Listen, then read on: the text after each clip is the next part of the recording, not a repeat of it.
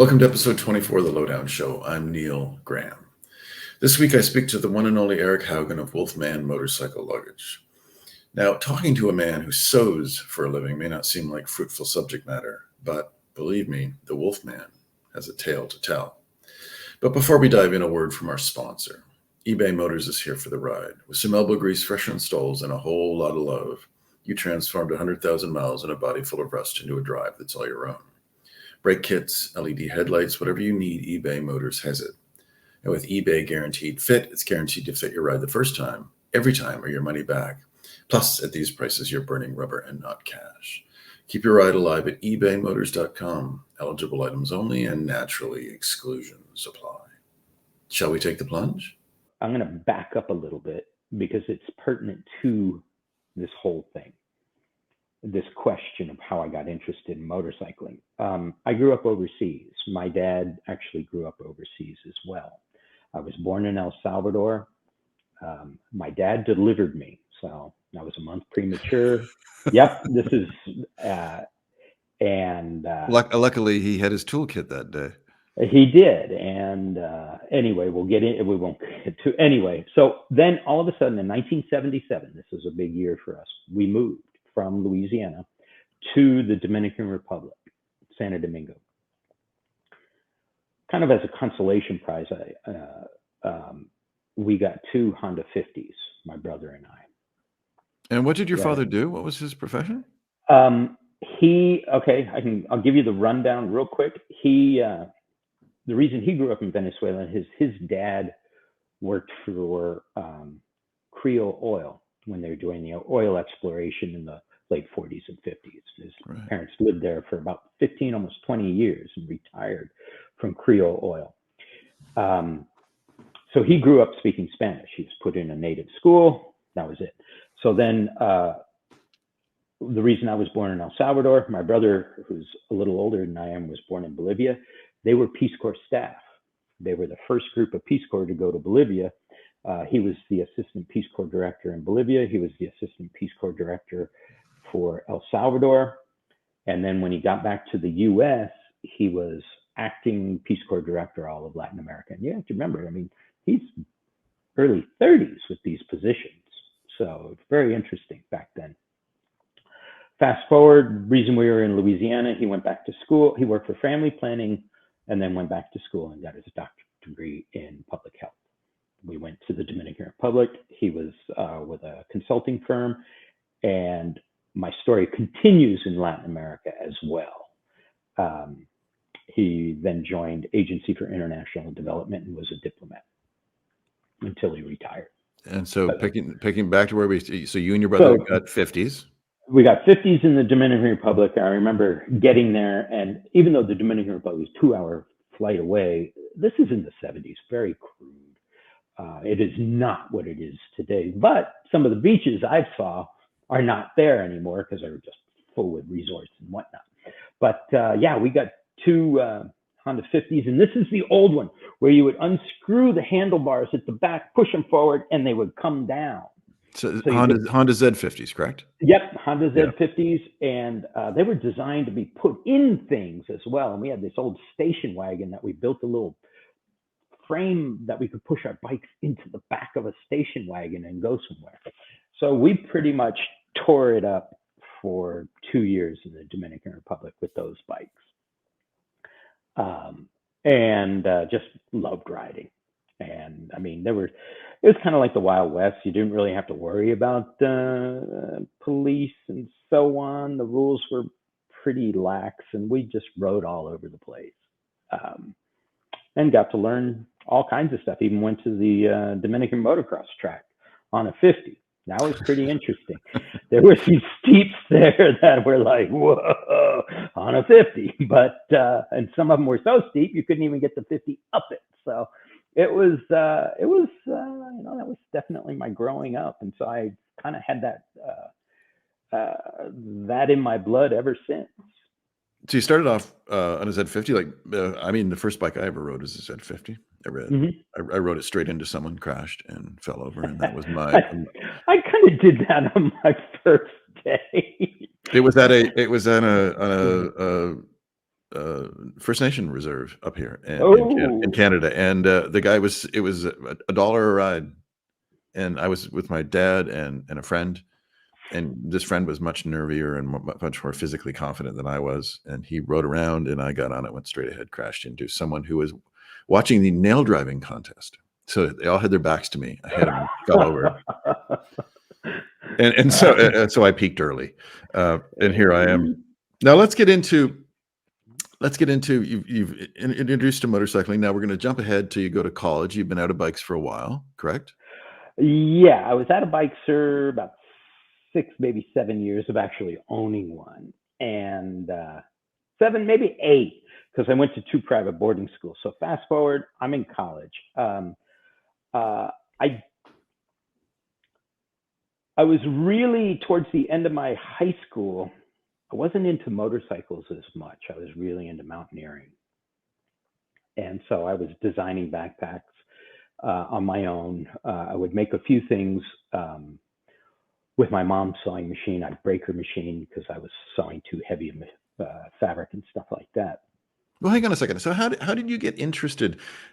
For a young man to be interested in sewing backpacks. I mean, that's a little unusual, isn't it? Well, how do I put this? So my favorite movie is Chitty Chitty Bang Bang. Okay, so you got this crazy kind of Caractacus Potts, kind of an inventor who just kind of assembled things. And I always wanted to know how things worked. So I would take a bicycle apart and I'd put it back together and that kind of thing. We grew up when skateboarding was very new on our block, and you actually built your own. You had to put the bearings in the wheels in the races, and so after riding, grit would get in there. You had to take it all apart, and then you'd have to kind of adjust those bearings just right, so they would run again. Too tight, they wouldn't spin. Too loose, they'd get wobbly. So I was always very mechanical. Still am, but. So I had a love for mountaineering as well. And I always just thought I wanted to make backpacks. And I've always liked to be creative and build things. That has been me that's who I am. That's in my blood. That's in my DNA. It doesn't matter if it's sewing, building a motorcycle up, buying a bike and then building it to what I want it to be, to I'm going to be working on a studio that'll go outside our house shortly, but I'm not going to do all the building. I don't have time. And there's a certain skill set. I know my skill set. So I'm like, let somebody else do that. I'll do the finish work or whatnot.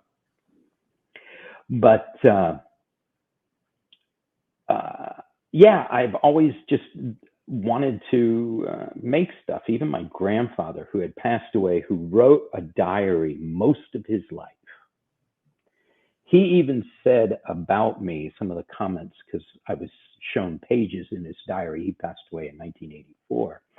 He said that, I'm a creative person. He was always amazed that I did things without even drawing it. It just came out of my head. And so this is him talking about you? Him talking about me. Right. So that was my grandfather. And I was in my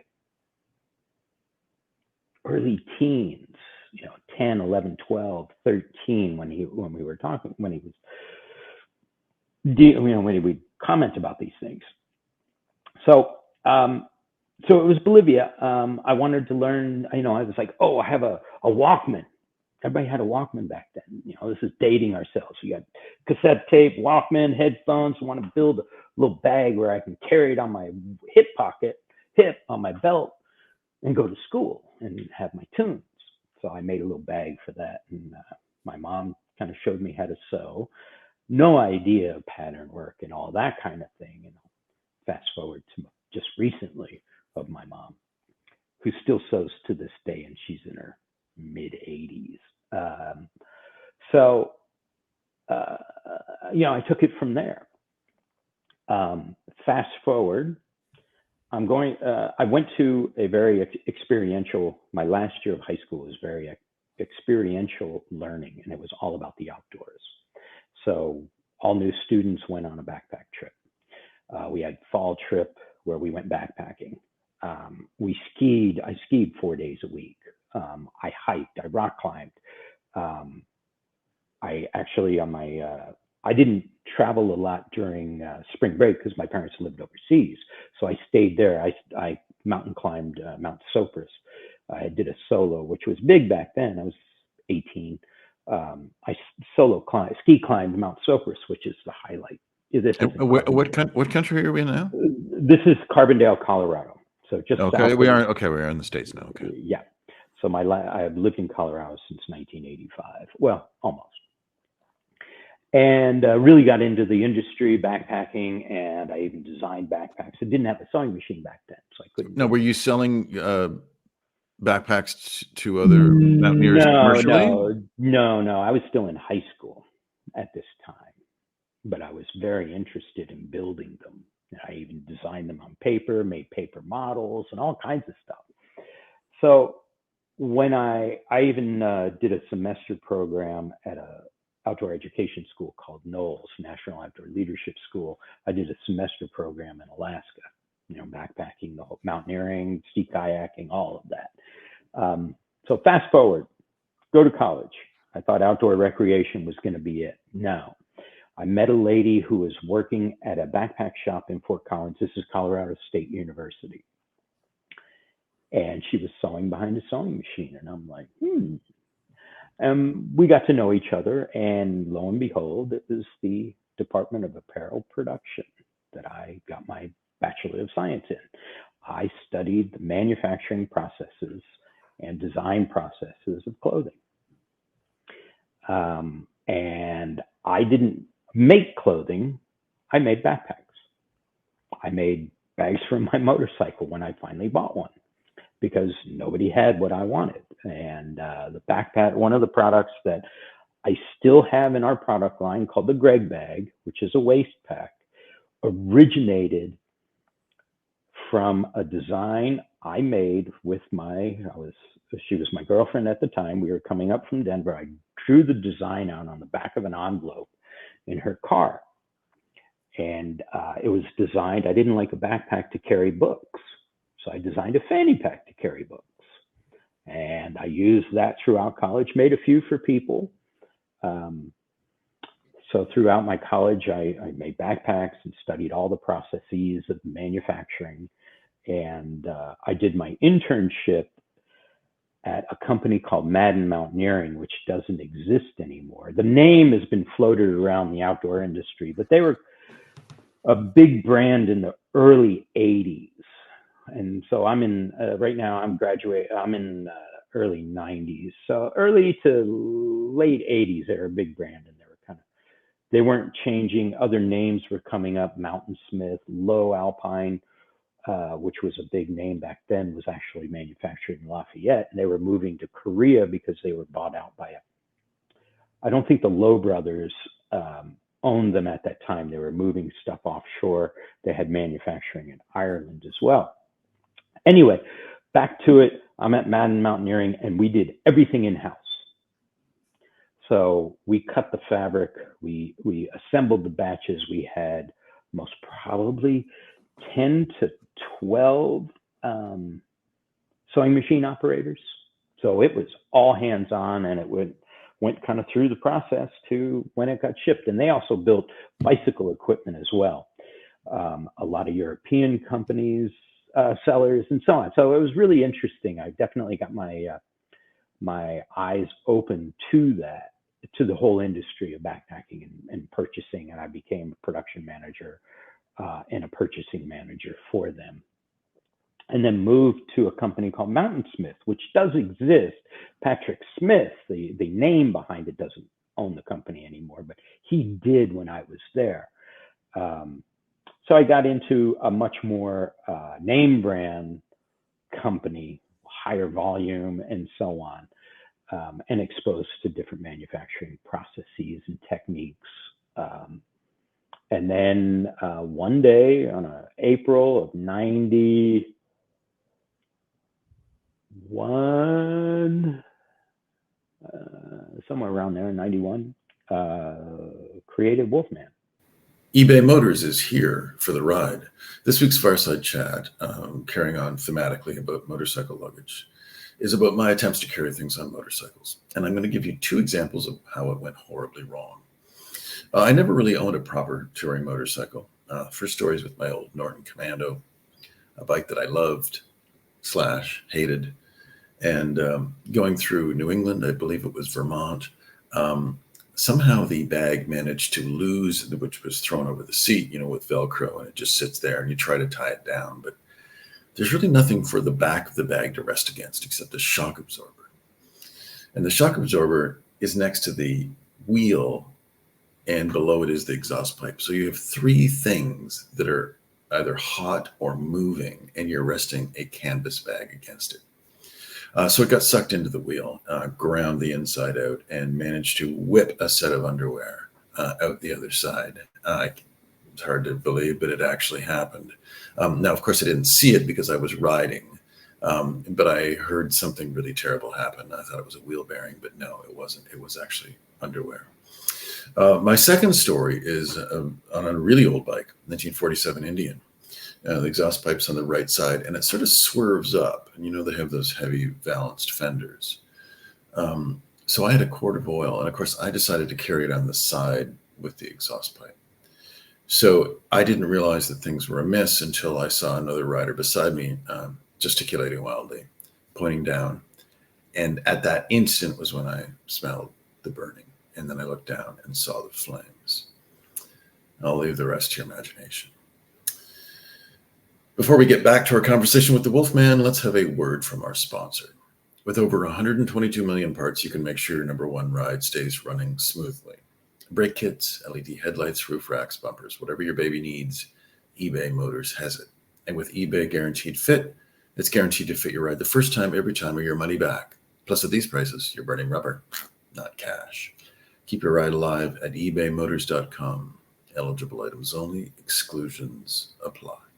You're listening to The Lowdown, presented by advrider.com and sponsored by ebaymotors.com. So it's April 91, you say, and this is somewhere around there. Yeah. This is the beginning of Wolfman Luggage. Well, it was called Wolfman Outdoor Products back then, and I remember just kind of creating a name, and I had played with some stuff in college. The name Wolfman was a nickname of mine. This is going to sound really funny. I had a lot of hair. And so my floor, when I was in the dorms at CSU for the semester I was there in the dorms, they called me Teen Wolf. And a friend of mine called me Wolfman. Well, I was like, well, no. I had a lot of hair back then. I actually had longer hair than my wife when we got married. So I started to make some backpacks, and I went to the outdoor retailer in Reno of 91 and didn't sell anything. Now, at this point, are you even thinking about motorcycle luggage or not? Just wait. So what I learned at the outdoor retailer was it's kind of a close-knit community. Not a lot of the big name brands don't let anybody in. They don't want any, they really kind of captured that market and didn't want retailers. They just there was so much competition back then that, were retailers looking for something new? I don't know, but it was a very basic line. I'll admit that. But it exposed me to a bunch of things. I am not a marketing person. I'm not a salesman. I'm a production guy. I like to make more than sell. So lost my ass at the outdoor retailer, but I learned a lot. And so the lesson was good. And then I kind of revamped myself and said, well, I'm riding my motorcycle more. And so I started to make bags for my motorcycle. And at the time, I owned an R80 GS in '86, which I did a lot of things to later on. And I literally called a motorcycle shop up and said, where does shows happen and stuff? Well, you got to go to Cincinnati. This is the big show. So I called the the stadium, the stadium, the convention center in Cincinnati, and said, when is a motorcycle show? And they gave me the information. And at that time, it was Advanced Star. It was the Dealer News motorcycle show.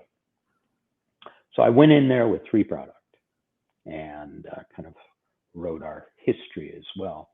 Now, I want to preface also to everyone out there, I am dated. I am 58. I want you all to close your eyes and imagine one thing. Imagine starting a business with no internet, no social media. You had to find distributors. You had to do, this is when print media ruled the world and advertisements in the back end of the print were important. That's when I started. And so it was a lot, it took a long time to build that up. I worked out of we actually added space to our house so I could have an office to build out of. And then we had to move down. This was in Nederland, Colorado, which is west of Boulder. And then moved down to Boulder. We moved to Gun Barrel as a family, moved to Longmont, Fort Collins, blah, blah, blah. And let the product grow. I worked out of my house until the seams burst in a basement for, God, 6 or 7 years. And then we finally nice metaphor, by the way. Yeah. And moved to just like 1,300 square feet. And then moved to 12,000 square feet, but it was a good deal. Now, let me jump in here. I want to jump in here. So what are you making at this point? And more specifically, what are you making that you didn't feel the marketplace was offering? I had come up with some really creative product, which we don't have anymore, I think I still own the patterns. And at that point, I was way, way beyond what people were thinking of motorcycle luggage. I made a backpack, a fanny pack, a tank bag, full-size tank bag that turned into a fanny pack, so you could travel with it. Industry wasn't quite there because everything there. Let's back up and talk about motorcycles first. A lot of street riding. I was a BMW kind of enthusiast. I actually had 3. At one point, I had 3 BMWs worth of parts, and I would actually build a bike up during the week, ride it on the weekend, take it apart, and build something else for the next week. There was so much interchangeability with BMW from about 1971 after the short wheelbase Flash 5 to about 95. Head bearings were the same, frames were the same. A lot of things were you could build stuff based on that. Couldn't do that with Japanese stuff, but it was a road rider. But for dual sporting was not even, there was a few offerings. You had the KLR, XR650L, which I own one, but that was in 92. And you had the DR650. Nothing really Triumph wasn't around at that time. BMW had the R80 GS and then took a 2-year hiatus, and then you had the R100 GS, the Bumblebee, and then they went to the Paris-Dakar. And you started to see a little bit of bigger bikes coming out and just very few people riding them off-road. So what we consider adventure riding today was almost non-existent back then. So I kind of just started to make stuff and see what happened. And it was just a little different than what was being offered at the time. Eclipse was a big name. RK Accessories, who's still around. I think they didn't sell, but they sold the rights to the product just recently. And a few other companies, most of them, I think RK is the only one that's still around since I started. We just did something a little different. That's all. Eric, what's sort of interesting about the arc of your business is that you started off as a one-man band, And then if you could take us through what happened, because it's an interesting, I think it echoes, the American manufacturing business. If you could sort of take us through how Wolfman grew and where it is today. So just take us through that arc, if you would. Okay, so and I'll try to kind of go sequentially in order. Okay, so started in Netherlands, one-man show, hired somebody, kind of felt I needed some space, moved down to Boulder in a little space, and then grew it there. And I actually, a lot of people don't know this because the brand doesn't exist. Well, it exists, but not in the way it does now. We did all the luggage for Buell motorcycles for a number of years. I met with Eric Buell. We did all the luggage for the Sportster-based bikes, or the tube frame bikes, as we call it. And I'm going to leave it at that because my experience with Harley was not good. I will say that to this day. And that's a ding on them, because let's just leave it at that. So moved to Boulder, had about 5 employees. Moved to Netherlands, no, from Boulder. This is in the early 90s. Moved to, no, this was 90 to about 2000, 92. So yeah, anyway, in 2000, 2002, 2001, I can't even remember all the dates, moved to Longmont, and I brought everything back into the basement. And I was doing everything as a cottage industry where I would cut all the fabric and then. So you're no longer, what you had 5 employees? No, where are you and now? all the manufacturing was actually outsourced to people's homes. So ladies who had the skill, this was a skill set and a industry that still existed, but has fizzled since then. So you'd hire people and they could make it, they had their own equipment, they would make it at their houses, correct? Yep. Okay. And so I would train everybody in what I expect, the quality level, and so on. If you put it together the way I showed you, you will give me the right product that I am looking for. And so had about half a dozen sewers or sewing machine operators that worked for us. We would do the pre-production and then the post-production. So they would do the actual physical bag assembly, got paid on a piece rate, and then would give us the product and we'd swap and so on. And then we would finish the product and get it ready to ship. So that's how we did it. Moved to Longmont, worked out of my basement. I was working 6 days a week. Dinner, let me put it this way. I worked so much that dinner was my lunch. Right. And I would work till midnight on most nights for 6 days a week. And then I would take a day off to watch either my kids' sports or go for a motorcycle ride. And that was my schedule for years. And then I noticed I can't do this all alone. We were growing the demands for people. So I hired some people and we moved out of the basement, so to speak, and into industrial space, still in Longmont. And started to grow it. We had more people. But here's where it kind of got, as I look back on it, I am not a business person. I was never trained in business. I mean, I was never trained in business. I don't have an MBA or anything like that. I took rudimentary courses to understand accounting, marketing in college, but didn't quite absorb all that because I was more production focused. So learning in a business we were growing so fast. We were growing like 30% a year. It was brutal on me because I didn't quite know what was going on.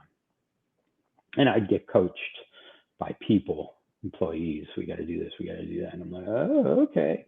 And there was an opportunity to go from 1,500 square feet, 12 to 1,500 square feet to 12,000 square feet. It was an office building that a family owned that they just actually, the funny thing was they were the Columbia sportswear representatives for the Rocky Mountain region. And they had it was a 10,000 square foot office. They built this office park and they had a big chunk of it. And we rented that for literally $3,600 a month. They just wanted somebody reputable in it. Okay. And we started to grow from there. More people. We had brought in our own production. We had 10. I think at one point we had 25 people under the roof. And I found, and I'm going to fast forward because I have to, and then we'll go back to this story. I found that one thing I realized, while I had it was stressful for me because I kept control of everything. I didn't hire a general manager and so on. Actually, at one point, due to an accident, I've had a couple motorcycle accidents. My wife was the general manager for a while. She came in and ran a really tight ship. But then I kind of found out, and I was using the example of another company of they outsourced everything and they were always traveling. And I'm like, man, I'm stuck in a fucking office. I got what I felt, I hate to say it, but I had a lot of headaches, 25 of them to be exact. Honestly, I will just say it right now. I have learned that I don't like working with people. I don't like managing people. I like managing fabric. If I screw up fabric, I got to do a recut, and that's on me. People are just different. They come at you with all kinds of requests and whining and this and that. And it's like, I don't want to hear your financial problems. No, you told me that at one point, you decided to take the production of your luggage. You'd had it with dealing with 25 people and 25 separate issues, and you decided to go offshore in the manufacturing of it. Can you take me through what led you to that? Okay, so here's what happened to us. We were getting more and more, and we did some waterproof manufacturing in the US, but they could never keep up with demand.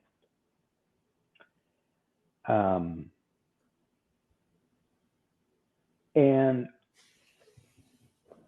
I was kind of looking at managing a process rather than managing people. I'm going to say that a lot.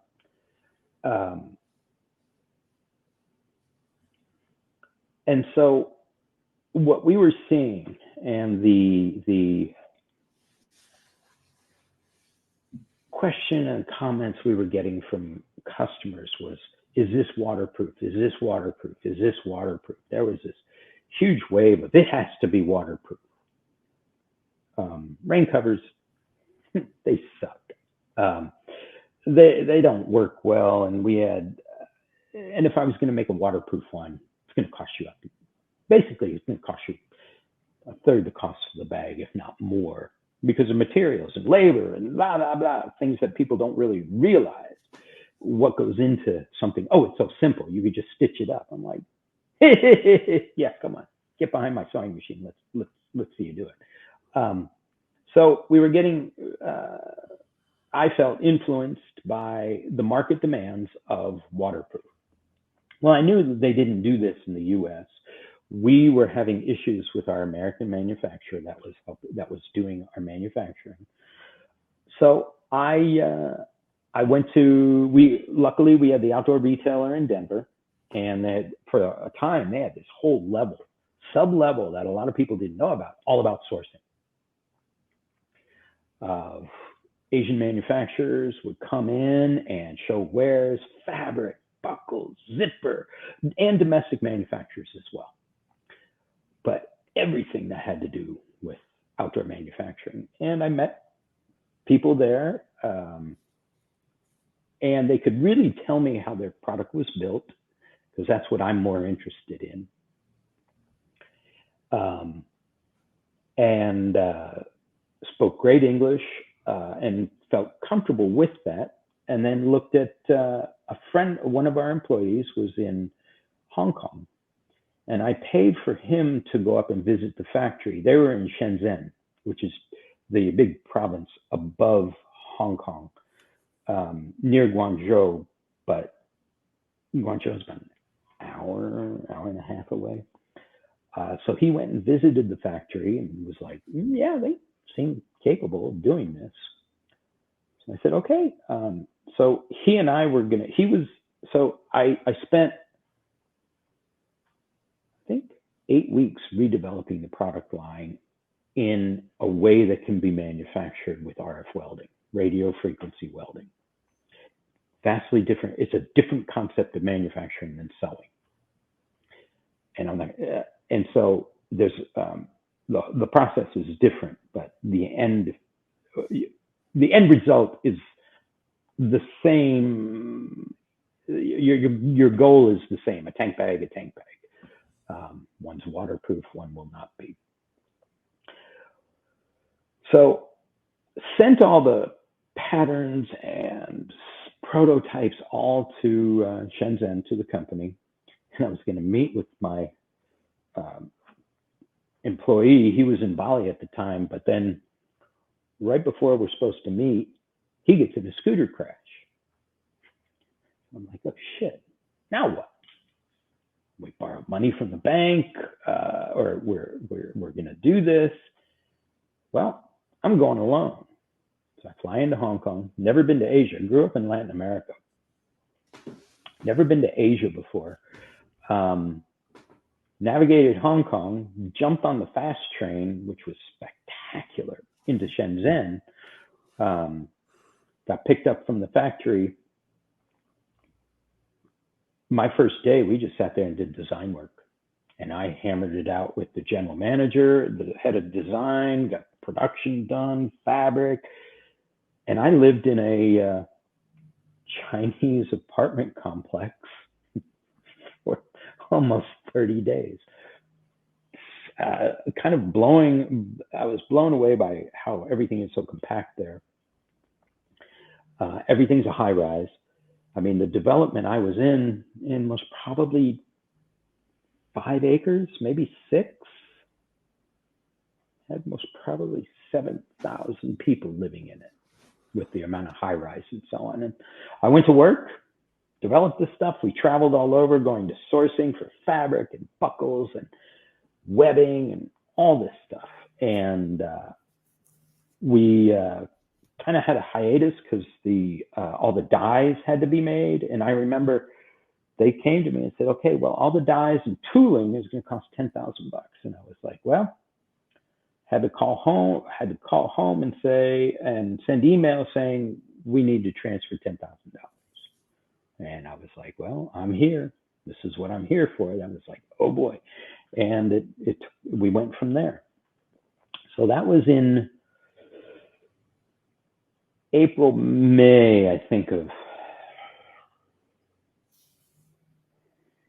19 or 20. I start getting really fuzzy in the early years. My son and I went back in August to finalize production and what is going to be included in the product and how we want it packaged and all that labeled. And we saw all the final prototypes. So the production sample in my world is that's what it's going to be. Everything will look like this. Right. And it was wild putting a $100,000+ purchase order and then seeing the picture of the 50 yards of product on pallets that was done. And so we went to the IMS show in Long Beach. So I think that was in November of 19 or 20. And then we did another show in Denver as well. And actually, it was very well received. People were like, wow, this is nice. And I said, let me tell you where it's made. And some people said, doesn't matter, it looks good. Okay. February, COVID hits. We had just gotten our first shipment and COVID hit. And anything made in China, this hit me personally, emotionally, because I had a real issue. I had talked to a lot of people about this transition we were making. For 28 years, we were made in USA, and then all of a sudden, boom, we go to China. One, the impetus to go to China is the honest fact. So all you people sticking your head in the sand and your ignorance is, we don't make this stuff here. There's only a handful of people that do it. And they didn't want a private label, and we've used some of them before. We don't do this here. You had to go overseas for it. There is no infrastructure in the US for this. Flat out, just that's it. And it kind of burns me up when I have to discuss this with people. So, and people are like, didn't you see child labor? No, I never saw any of that. I felt the factories the people there were treated with respect. There was none of that shenanigans that we see and hear about. Well, at least I never saw anything like that. And I felt we got a good product by and large. So COVID hits. And let's see, I was told that I personally brought COVID to the US because it had landed on our product. The virus was integral into our product. Who told you this? Who said this to you? This is some of the shit that was coming off of ADV Rider and the negative stuff that I saw, that people called me names, called me traitor. It was rampant. And it put me in an emotional tailspin, I'll be honest. That was bad stuff coming up. And the ignorance of people and so on. And so it was as if we started a brand new business because we couldn't show it. We were in lockdown, and there was so much negative hate towards China and just anything Asian at that point that nobody wanted to see it. You're listening to The Lowdown, presented by advrider.com and sponsored by ebaymotors.com. So COVID hits, you've got this $100,000 order in. And so what happens? You get the first shipment. Now, just logistically, did shipments continue to come? Yeah, they did. And this was on the forefront of the shipping nightmare that had happened. A lot of people don't know this because everything goes to shutdown because nobody knows what the hell is going on and how to contain this and what to do. That, China's in lockdown. The poor people on boats that work in the shipping industry, they can't come to dock because they're like, we don't know who you are and what, and we don't want anything spreading or coming and going. We don't want any of that. So this, the whole world is in chaos at this point. We did get our shipment, but for a while you couldn't ship. So you had it in America. You had it in America, but you couldn't ship it out. Yeah, and you couldn't ship anything. You couldn't do anything with it. It just would sit there. We have a fulfillment company in Denver that went to, and they had it in the warehouse, but there's really nothing you could do with it once COVID hits. You can't, because UPS is shut down. I mean, the Postal Service is shut down for a bit because nobody knows what's going on. And so what happens in the end? How did you eventually get it all out, and how did that well, lead to we started to we had to buy more. I mean, we started to sell it, and then we started to know, okay, this is popular, this isn't. We started to sell through some things. We did more purchase orders, and then shipping cost. When I started this, a 40-foot container, the shipping cost was $1,200 and it kind of does this route along the Chinese coast. Shenzhen, Guangzhou, ultimately ending in Shanghai and then going to LA. Long Beach being one of the it's the largest port in the West Coast. We're not dealing with the East Coast because I didn't have to. I had to get it in there. $1,200 for a 40-foot container, not a big deal. Middle of COVID, after COVID's kind of finally, we're finally getting back to business. 24,000 to get a container in. So you've gone from $1,200 to $24,000. Yep. Can you make a profit? $24,000 for a container? It was bare. It was tough. It was tough, and the answer is no.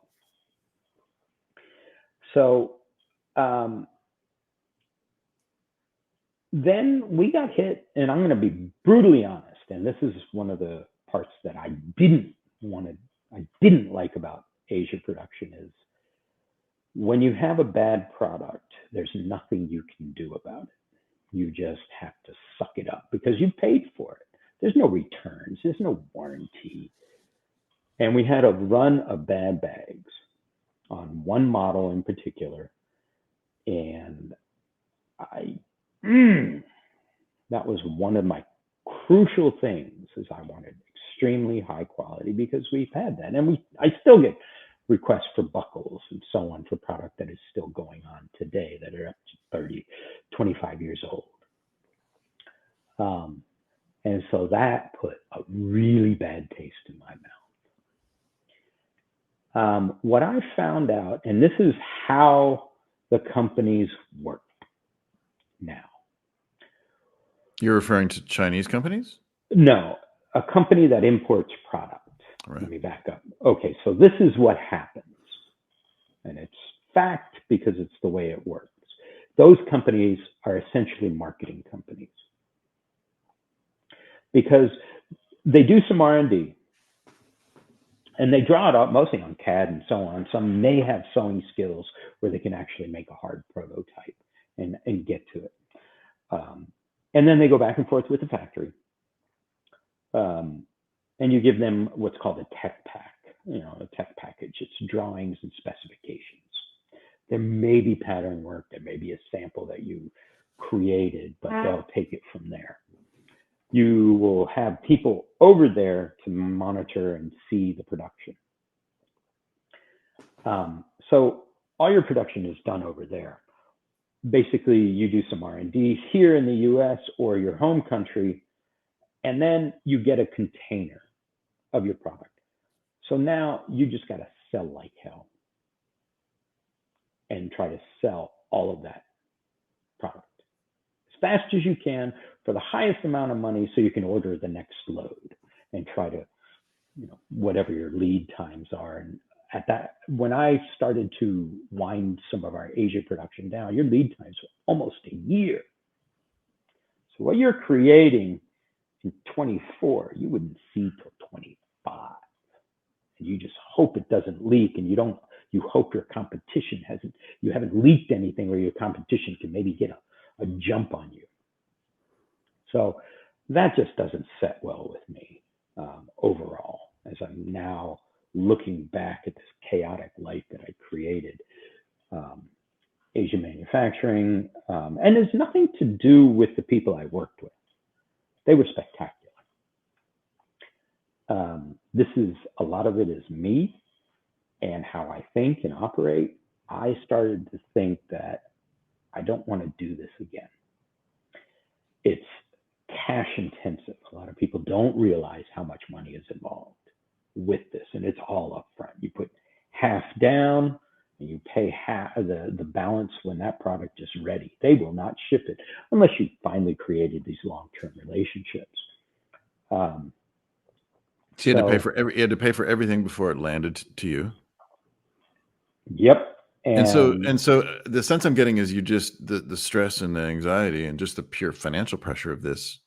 Oh, it's terrible. And what led you to change that? Because you're not getting offshore production now. So what happened? What led that? This was easy. I miss production. That's what led it to change. I am not a salesperson. I am not a marketing person. I am not, I am a person who makes stuff. So you missed the hands-on. I miss the hands-on 100%. You've ended offshore production at this point, Mm-hmm. and you've gone back to where you are now, which is one man sewing. Mm-hmm. Now, through this whole, you can, through your experiences, you really have an intimate understanding of this whole of offshore production, of American production, of the ultimate. You went from a business with a huge payroll and a lot of money to invest to one guy, and you have some really specific views on our misunderstanding, and correct me if I'm using the words that you don't like, but our misunderstanding of what it's like to produce in America. And there's a certain kind of hypocrisy, I think, that you would say that surrounds that. Absolutely. Fairly simply, can you take us through what are we as the consumers? Where do we bury our head in the sand and why? Here's a couple things. I'm not a big rah-rah person of Made in USA.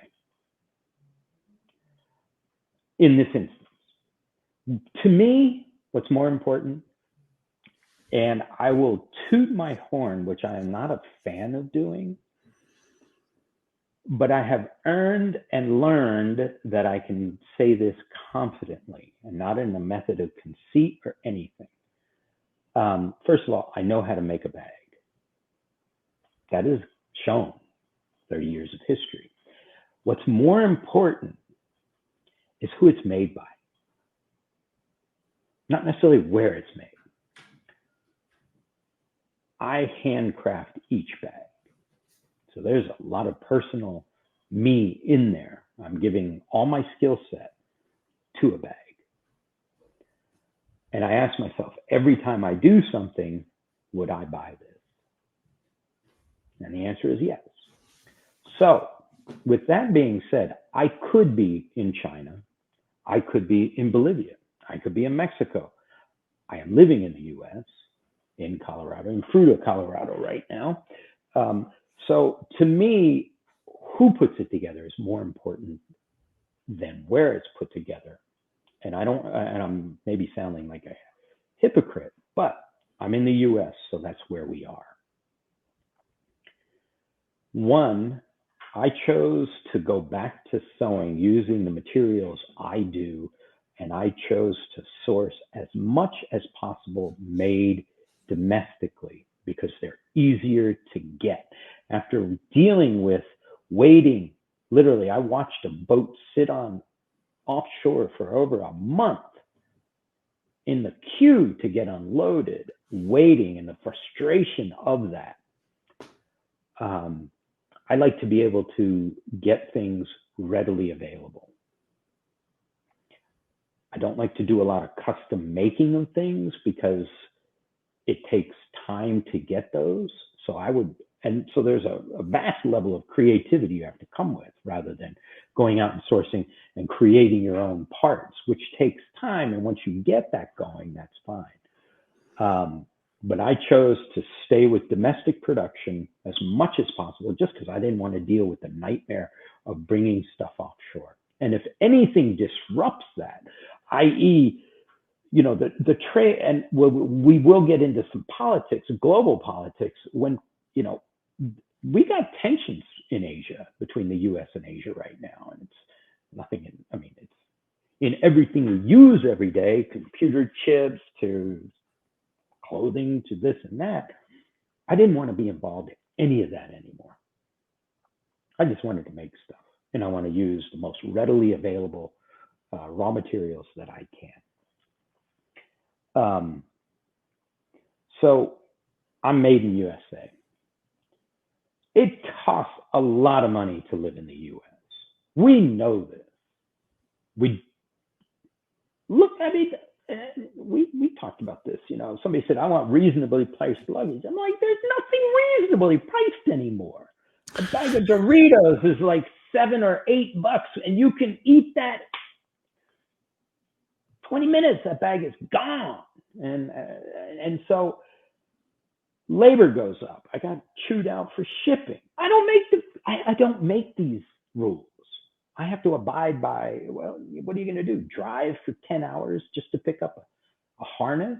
Well, that's $2 in material. Actually, it's not. Everything costs money, and everything that has anything to do with transportation has gone up. We know this. We're ignorant to it because we see these things as free shipping. And so it's expensive to manufacture in the U.S. It's expensive to ship in the U.S. But we don't want to pay that premium. Is that in a nutshell? I think outside, we don't want to pay that. We want to see free shipping. When it's free, nothing's free in the world. It's incorporated, or somebody's taking the hit. I remember when all this free shipping and low shipping costs, $29.99, and it's free shipping after that. A person just said, look, face it, it's a tax that we have to pay now. Okay, absorb it, and so on. But the value of something handcrafted, here's where my take on this is, where I was going with all this.